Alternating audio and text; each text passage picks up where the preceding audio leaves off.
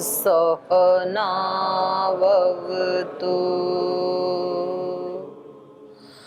सहनौ भुनक्तु सह वीर्यं करवावहै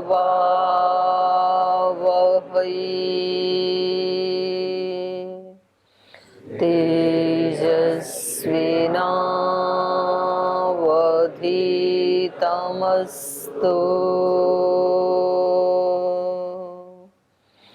मा विद्विषावहै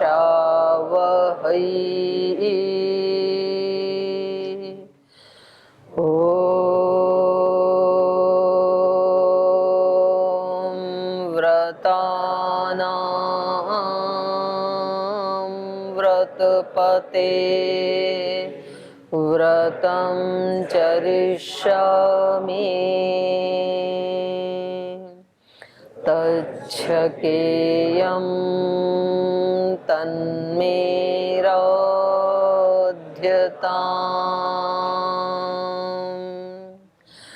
इदमहमनृतात्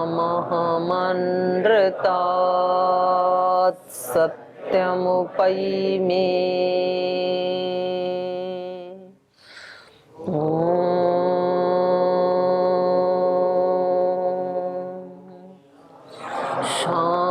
शांति शांति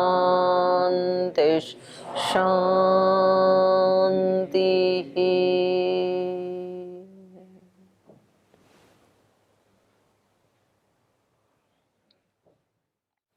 वाल्मीकि रामायण के अयोध्या कांड का 73वां सर्ग। और भरत जी ने अपना निवेदन रखा है श्री राम के सामने। अयोध्या वापस लौटने के लिए माताओं को सामने रखा, प्रजाजनों को सामने रखा, अपने मंत्रिमंडल को सामने रखा और धर्म की दुहाई भी दी उन्होंने कि आप धर्म को सर्वोपरि मानते हैं तो धर्म भी यही कहता है कि पिता के जाने के बाद ज्येष्ठ पुत्र राजगद्दी पर बैठना चाहिए। तो आप हम सब प्रजाजनों के मनोरथ को पूर्ण कर दीजिए और वापस अयोध्या लौट चलिए। तो भरत जी के ऐसे निवेदन किए जाने पर श्री राम उनको उत्तर देते हैं। वो आज पढ़ेंगे। कल प्रारंभ हुआ एक श्लोक हमने पढ़ा और श्री राम बताते हैं कि भाई जो व्यक्ति सत्व प्रधान हो, कुलीन हो, व्रतों का पालन करने वाला हो, धर्म को सर्वोपरि रखने वाला हो, तो वो व्यक्ति ऐसे पाप का आचरण कैसे कर सकता है। तो यहाँ पर इस श्लोक में श्री राम बता रहे हैं कि किसी व्रत का खंडन करना ये अपराध नहीं बल्कि पाप है। क्योंकि इन्होंने व्रत लिया था अपने पिता के आदेशानुसार कि 14 वर्ष वनवासी के रूप में जंगल में रहेंगे। और अब यदि ये सबके अनुनय विनय को स्वीकार करके, रोने धोने से प्रभावित होकर के और एक कायर, कमजोर, बुज़दिल आत्मा की तरह से वापस लौट आए यदि, तो ये इनके व्रत का खंडन करना, व्रत को तोड़ना पाप होगा। तो यही कुलीनता है जो इन्होंने कुलीन शब्द का प्रयोग किया। कुलीन सत्व संपन्न। कुलीन की कुलीनता का अभिप्राय यही है कि एक बार जो व्रत लिया, एक बार जो संकल्प लिया, उसमें फिर कोई विकल्प नहीं होना चाहिए। बोलते हैं ना कि भाई ये बच्चा कुलीन है। कुलीन का मतलब क्या होता है? जैसे गन्ने को आप कितना भी कष्ट दो, उसमें कोलू में पेलते रहो, एक बार 2 बार, तो वो ऐसे नहीं करता कि भाई 2 बार तो मैंने रस दे दिया, अब यदि आप मेरे को ज्यादा ही कष्ट दोगे तो अब तीसरी बार मैं कड़वा रस दूंगा। कितनी बार नहीं बोलेंगे। एक बार मीठा रस दे दिया, दूसरी बार भी मीठा ही रस निकल गया, अभी भी पेले ही जा रहे हो मेरे को, तो अब की बार नीम जैसा रस दूंगा। व्यक्ति बोलते हैं ना जी, एक बार सहन किया, 2 बार सहन किया, अब फिर मानता ही नहीं है तो तीसरी बार फिर मैंने सुना दिया। तो ये कुलीनता का ऐसा होता है कि आप कितनी भी बार डालो, उसमें अगर छोटी सी भी रस की बूंद बची है तो वो मीठी ही आएगी, कड़वी नहीं आएगी। तो कुलीन व्यक्ति वो होता है कि जीवन में कितनी भी कष्ट आए, कितने भी प्रतिकूलताएं आई, जब तक शरीर में एक बूंद भी बची है रक्त की, एक क्षण का भी जीवन बचा है, तब तक वो धर्म का ही पालन करेगा, धर्म का ही आचरण करेगा, अधर्म का नहीं करेगा। और ये हमारे ऋषियों ने, हमारे महापुरुषों ने अपने जीवन से ऐसा जी करके दिखाया। कितने महापुरुषों के साथ कितनी कितनी क्रूरताएं की, छोटे बच्चे से लेके बड़ों तक। छोटे बच्चे, गुरु गोविंद सिंह जी के जो बच्चे थे, तो जिंदा दीवार में चिन्हना। जय बोलना तो बड़ा सरल है, हम बोल देते हैं बच्चों की जय, उनके पिता की, परिवार की भी जय। लेकिन आप सोचो कि उन बच्चों को जिस समय चिन्ह रहे होंगे तो उस समय उनके दिल पे क्या बीत रही होगी। आदमी तो इतना कमजोर है कि उसको तो पुलिस 5-7 डंडे मारे, घूंसे, थप्पड़, लात मारे, तो सब भूल जाता है और वो स्वीकार कर लेता है, बोल जी ठीक है, मैं जैसे आप कहोगे वैसे ही बोल दूंगा, सब उगल देता है। और लेकिन उन्होंने अंतिम क्षण तक भी, मतलब नाक तक भी जब चिनते हुए आ गए तो बोले अभी भी देख लो। तो बोले तुम चिन्हो, हम उनमें से नहीं हैं कि जो प्रतिकूलताओं के सामने धर्म को छोड़ दें। ऐसे बंदा बैरागी कैसे उनकी खाल निकाली गई चिमटों से, गुरु नानक देव जी को गर्म तवे पे रख दिया।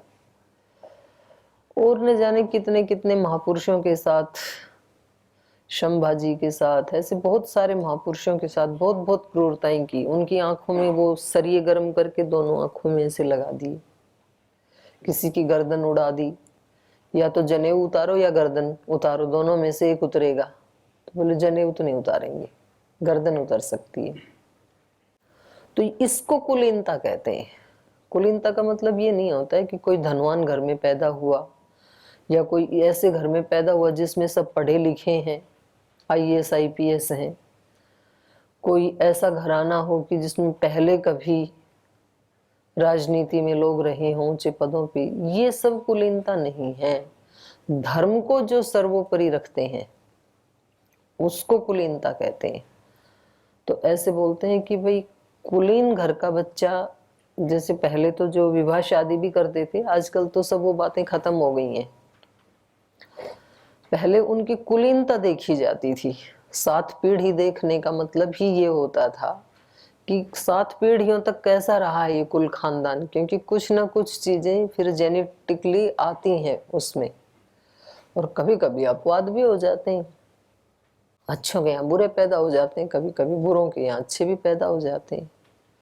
तो ये कुलीनता पहले देखी जाती थी। 7 पीढ़ियों, 7 गोत्र बचाए जाते थे जब रिश्ता करते थे। तो फिर उससे कम होकर के 3 पे आ गए, 3 पीढ़ी। अभी 3 भी चला गया, अभी तो फेसबुक पे रिश्ता हो जाता है। बोल जी फेसबुक पे फ्रेंड बना था और फिर बात होते होते और फिर रिश्ता हो गया। तो फिर वो बहुत ज्यादा चलते नहीं है। कोई अपवाद रूप में निकल आई तो पता नहीं तो किसी का किसी को पता नहीं कौन किस कुल खानदान से आया है। और कभी कभी व्यक्ति, चलो उसको पीछे कोई ऐसे संस्कार भले नहीं मिले हों, कुलीन का मतलब ये नहीं कि वो उसके घर में कोई योगी हुए होंगे। योग तो जानते ही नहीं थे माता पिता, दादा दादी भी नहीं जानते थे, उनके पिता भी नहीं जानते थे, लेकिन ईमानदारी थी। कभी उन्होंने किसी का हक नहीं दबाया, कभी उन्होंने कोई चोरी जारी नहीं की। तो वो बच्चे कैसे भी गरीबी से भी बेशक निकल करके आए, तो वो जैसे ही यहाँ शास्त्र को पढ़ेंगे, सुनेंगे, वो तुरंत उसको पकड़ जाएंगे। इसको कुलीनता कहते हैं। तो श्री राम ने यहाँ सबसे पहले कुलीन शब्द का प्रयोग किया है कि भाई मैं कुलीन हूं और मैं व्रत का खंडन नहीं कर सकता हूं। तो जब कभी हमारे संकल्पों में विकल्प आने लगे, तो यदि हम कुलीन हैं, हमारे अंदर ये स्वाभिमान है, तो हमें ये शब्द याद करना चाहिए। आपने निशान लगा लिया था नहीं इस श्लोक को? तो उस समय ये शब्द याद करें कि मैं कुलीन हूं, इसलिए मैं व्रत को नहीं तोड़ सकता हूं। कोई दूसरा व्यक्ति हमारे को बुरे शब्द कहे, झगड़ा करे और फिर हम भी मतलब ताल ठोक के आ जाए मैदान में कि ठीक है आ जाओ फिर। तो भाई वो कर रहा है तो करने दो, लेकिन हम अपनी कुलीनता को नहीं छोड़ेंगे। तो चाहे बुरी परिस्थिति हो चाहे अच्छी परिस्थिति हो, वो तो बुरी परिस्थिति का मैंने उदाहरण दिया, ये अच्छी परिस्थिति है जो श्री राम के सामने है कि देखो जी माताएं भी रो रही हैं, इतने बड़े जो गुरु हैं गुरु वशिष्ठ वो भी आग्रह कर रहे हैं, मेरे तीनों भाई भी आग्रह कर रहे थे, सारी प्रजा भी रो रही थी। तो अब ऐसी स्थिति में इतने लोगों के भावनाओं को हर्ट करना ये भी उचित नहीं लगा। तो ये सब सोच करके हमने अपना निर्णय बदल लिया। ये भी तो हो सकता था ना। लेकिन उन्होंने कहा कि निसंकल्प में कोई विकल्प नहीं होता है। ठीक है इन लोगों को कष्ट होगा, लेकिन कितने दिन? 14 साल, बस 14 ही तो साल की बात है। लेकिन ये जो धर्म का पालन हम कर रहे हैं, व्रत का पालन कर रहे हैं, इसका सुख कितने दिन तक रहेगा मानवता के लिए? जब तक सृष्टि रहेगी। तो ऐसे व्यक्ति को अल्पकालीन सुख और दीर्घकालीन सुख दोनों परिणामों को सोच करके फिर बड़ा निर्णय लेना चाहिए। झटपट निर्णय नहीं लेना चाहिए। व्यक्ति का थोड़ी सी उसके सामने प्रतिकूलता आती है तो वो झटपट निर्णय लेता है और फिर वो बड़े निर्णय ले लेता है। जैसे छोटे छोटे निर्णय में तो चलो चल जाए कोई बात नहीं, बड़े निर्णय तो झटपट नहीं लेने चाहिए। झटपट निर्णय लिया, घर छोड़ के यहाँ आ गई, इसके बारे में ठंडे उससे सोचना चाहिए था। और फिर यहाँ थोड़ा सा कुछ प्रतिकूल हुआ तो झटपट निर्णय लिया, यहां से भाग गई, ये उचित नहीं है। यहां आने के लिए भी शांत होकर के, बैठ के, एकाग्र चित्त होकर के तब निर्णय लेना चाहिए था, क्योंकि ये बड़ा निर्णय है ना। एक बार घर से निकले तो ये सारी जिंदगी का निर्णय है, कोई एक दिन का निर्णय थोड़ी है। एक तो ऐसा निर्णय होता है चलो भाई आज एकादशी है खाना नहीं खाएंगे, तो ये तो एक दिन का निर्णय है, भूखे भी मर गए तो भी निभा लोगे एक दिन। लेकिन ये जीवन भर का निर्णय है। ये जो व्रत ले रहे हैं आप, शादी नहीं करेंगे, सेवा करेंगे देश की, धर्म की। और फिर वो ऐसे भी होते हैं कि शादी तो नहीं ही करते हैं, भावनाओं में भर के यहाँ आ गई, फिर यहाँ से किसी भावना से आहत होकर और कहीं भाग गई, फिर वहां किसी भावना से आहत होकर और कहीं भाग गई। तो सारी जिंदगी शादी तो नहीं की पर भटकते रहे ना। तो शादी न करने का जो इतना बड़ा अवसर था, जो महर्षि दयानंद ने कहा कि संसार का जितना कल्याण एक सन्यासी ब्रह्मचारी कर सकता है उतना कोई गृहस्थी कदापि नहीं कर सकता। तो ये वाक्य तो पूरा नहीं ना हुआ भाई। उस व्यक्ति के माध्यम से कोई बड़ा काम तो हुआ नहीं, ऐसे भटकता रहा। फिर वो एक आश्रम से दूसरे आश्रम, एक स्थान से दूसरे स्थान, एक प्रांत से दूसरे प्रांत, तो ऐसे घूमता रहा। बेशक घूमता भी रहे, परिव्राजक का काम ही घूमना होता है, पर उससे निकला क्या, परिणाम क्या आया? आचार्य विनोबा भावे घूमते रहे, बहुत बड़े महात्मा थे। तो सबसे पहले तो वो कांग्रेस पार्टी में शामिल हुए, क्योंकि उस समय एक ही पार्टी थी, और उनको लगा कि भाई हम इसके माध्यम से राष्ट्र की सेवा करेंगे। और अच्छे राष्ट्रवादी व्यक्ति थे उस समय उस पार्टी में। लेकिन जब उन्होंने देखा कि भाई ये यहाँ से सेवा नहीं हो पाएगी, कुछ व्यक्ति डिप्लोमेटिक आ गए हैं, तो उन्होंने सबसे पहला काम किया, पार्टी से इस्तीफा दिया, सब पदों को छोड़ा उन्होंने। तो वो व्यक्ति महात्मा गांधी की टक्कर के व्यक्ति थे और कहीं ना कहीं कुछ विषयों में उनसे ज्यादा ऊंचे थे, जिनको आज राष्ट्रपिता कहा जाता है। और उसके बाद उन्होंने अपने जीवन का नियम बनाया, एक गांव से दूसरे गांव, दूसरे से तीसरे गांव, रोजाना कम से कम वो 15 से 20 किलोमीटर पैदल चलते थे। सुबह सुबह जैसे निकल गए 4 बजे, वो 6 बजे तक जहां भी पहुंचेंगे, फिर वहां से वो सभाएं करना शुरू करते थे। और कितनी लाखों अभी मेरे को फिगर ठीक से याद नहीं है, लाखों एकड़ जमीन इकट्ठी कर ली थी उन्होंने। जमीन दो, ये उनका आंदोलन था। जिन लोगों के पास, बंटवारे के पास, जो उधर से इधर आ गए, तो अब वो बेचारे, उनके पास तो जमीन है नहीं, कहाँ मकान बनाई, तो उन लोगों को वो जमीन दान दी उन्होंने। लाखों एकड़ जमीन है वो। तो ये एक परिणाम आना चाहिए, ये बात कह रही थी मैं, कि हमारे घूमने का भी परिणाम होना चाहिए, हमारे ठहरने का भी परिणाम होना चाहिए। कुछ ठहर करके सेवा करते हैं, कुछ घूम करके सेवा करते हैं, पर एक बार जो संकल्प लिया है तो फिर उसमें जल्दी जल्दी निर्णय नहीं करने चाहिए। ये कुलीनता की पहचान नहीं है। झट से जो निर्णय लेते हैं वो कुलीनता की पहचान नहीं है। और इसीलिए हमारे यहाँ संध्या उपासना का महत्व है, क्योंकि जो व्यक्ति थोड़ी देर भी अपने साथ नहीं रहेगा, अपने चित्त को, इंद्रियों को एकाग्र नहीं करेगा, उपासना नहीं करेगा, वो बड़ा निर्णय तो नहीं ले सकता है। कोई बड़े काम का विचार उसके मन में आ नहीं सकता है। फिर वो छिछले स्तर पर ही जिएगा सारी जिंदगी।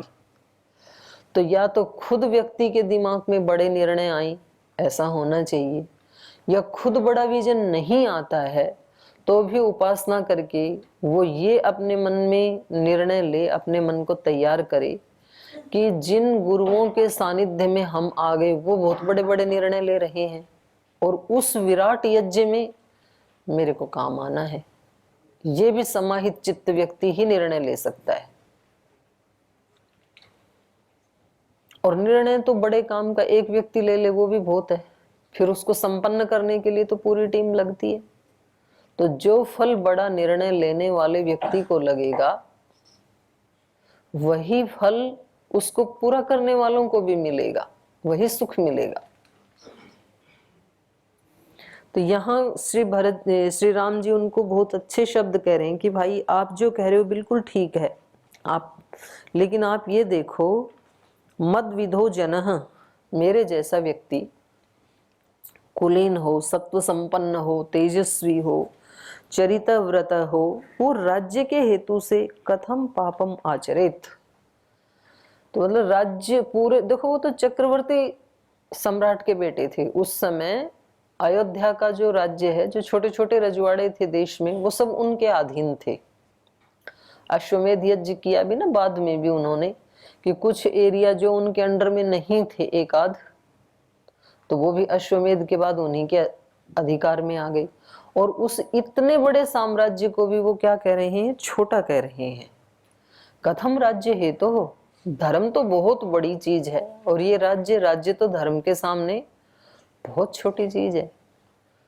तो इतना बड़ा ये अंतर देख पाना, ये किसी कुलीन व्यक्ति का ही कार्य हो सकता है।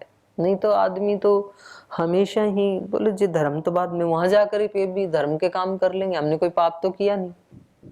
अच्छे अच्छे काम करते हुए वन में आए थे, पिता ने कहा तो वन में आ गए।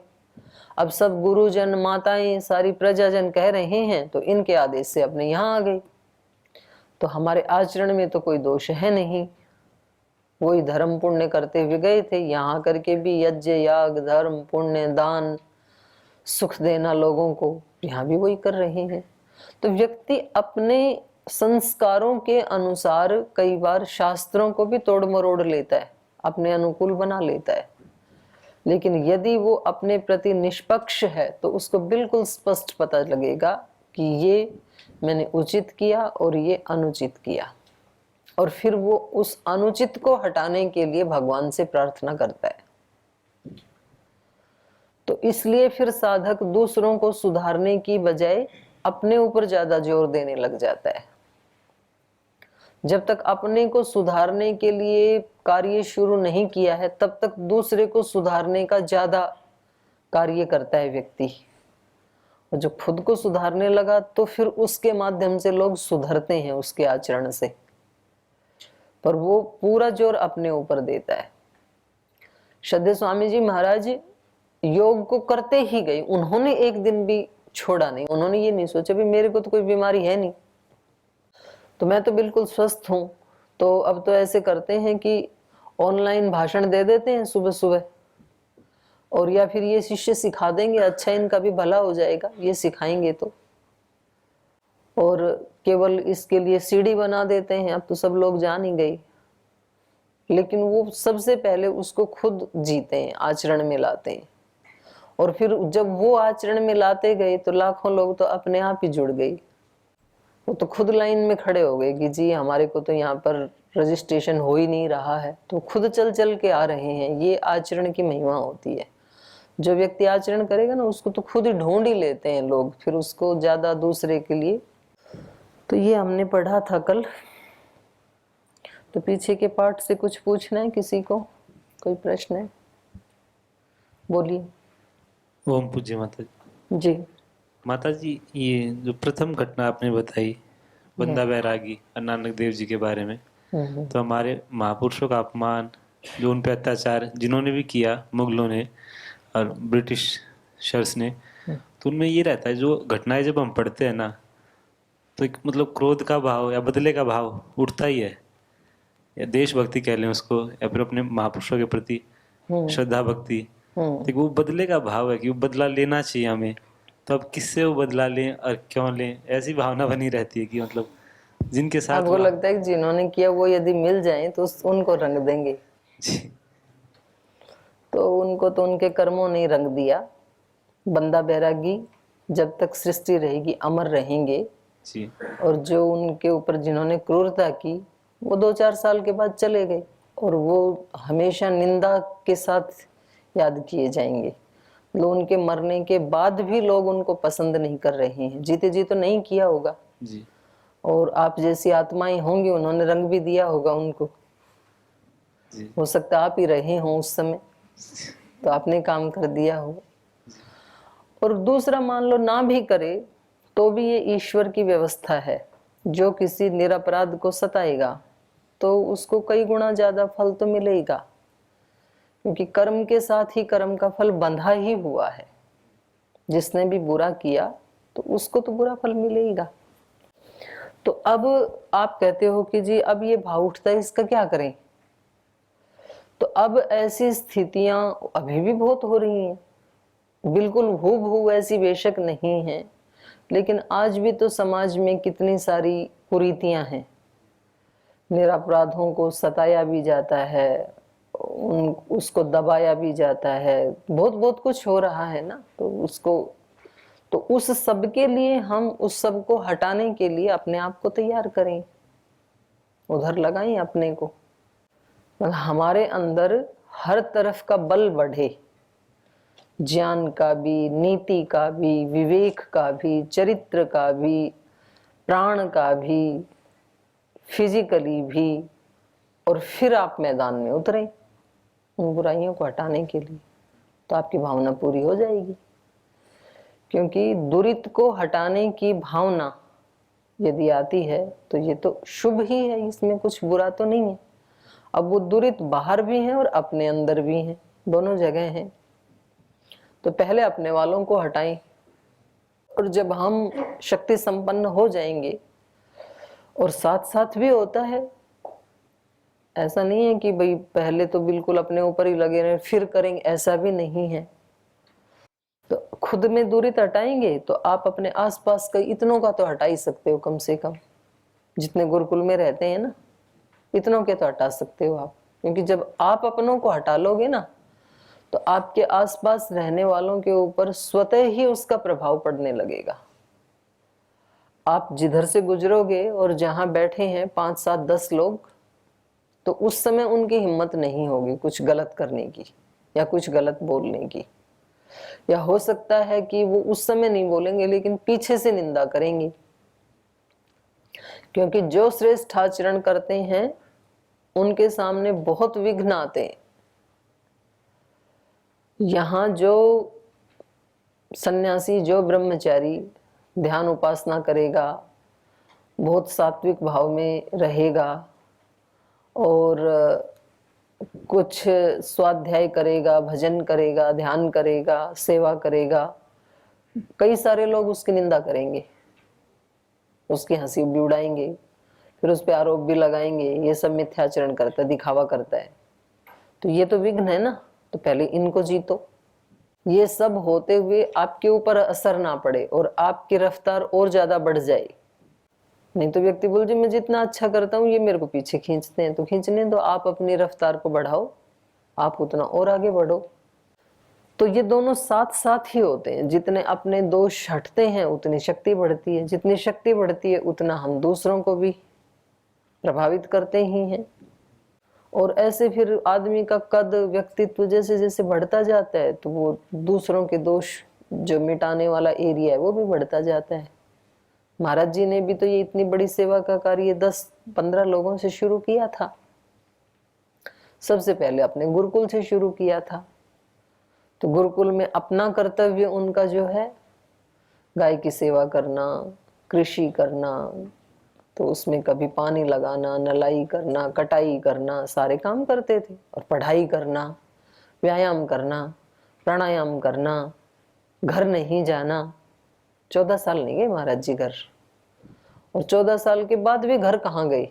घर तो आज तक ही नहीं गए। जब एक बार आए थे ना निकल करके घर से, उसके बाद कभी घर नहीं गए। अब वो बाद में इधर आने के बाद घर वाले इधर आ गए, वो एक अलग बात है। लेकिन कालवा गुरुकुल में तो और खानपुर गुरुकुल में तो घर वाले भी नहीं आए थे। तो अपना उसको पालन करते रहे, फिर साधना की, फिर सेवा में लगे। तो इतना सारा तैयारी करके जब सेवा में लगे तो वो सेवा 10-15 लोगों से शुरू हुई। तो उसकी साक्षी तो मैं भी हूँ, मुझे भी पता है, मैं भी थी उस समय। और फिर वो जैसे जैसे उनका अपना आचरण, उनका अपना व्यक्तित्व बढ़ता गया, वैसे सेवा बढ़ती गई। तो शुरुआत तो करें ना आप। तो जो भाव आता है उसको मारने की जरूरत नहीं, उसको जीने की जरूरत है। प्रणाम माता श्री। माता श्री पहली कक्षा में बताया था कि गुरु के चरणों में नतमस्तक होने से आयु बढ़ती है, बल बढ़ता है, ज्ञान बढ़ता है, स्वर्ग का द्वार है, मोक्ष का द्वार है। और माता जी ये सब अगर हम कर रहे हैं तो क्या ये हमारे निष्काम कर्म है या फिर कामना पूर्ण काम कर्म है? देखो ये तपस्या कहा है इसको शास्त्रों में ना। जैसे 4 वर्णाश्रम है तो सबसे पहला ब्रह्मचर्य, फिर गृहस्थ, फिर वानप्रस्थ, फिर सन्यास। तो ब्रह्मचारी के लिए, सबके लिए कर्तव्य कर्म बताए हैं शास्त्र में कि भाई किस किस को क्या करना चाहिए, सबके अलग अलग है ना। तो ब्रह्मचारी के कर्तव्य कर्म इतने ही बताए हैं कि वो गुरुकुल में निवास करते हुए गुरु के अनुशासन में रहे, बस यही उसके लिए कर्तव्य कर्म है। यही उसके लिए वेद वचन है, यही शास्त्र वचन है, यही तपस्या है। इसी से वो आगे बढ़ेगा जो गुरु ने कह दिया। और ब्रह्मचर्य आश्रम में ब्रह्मचारी संज्ञा भी शास्त्र में केवल उसी व्यक्ति की है।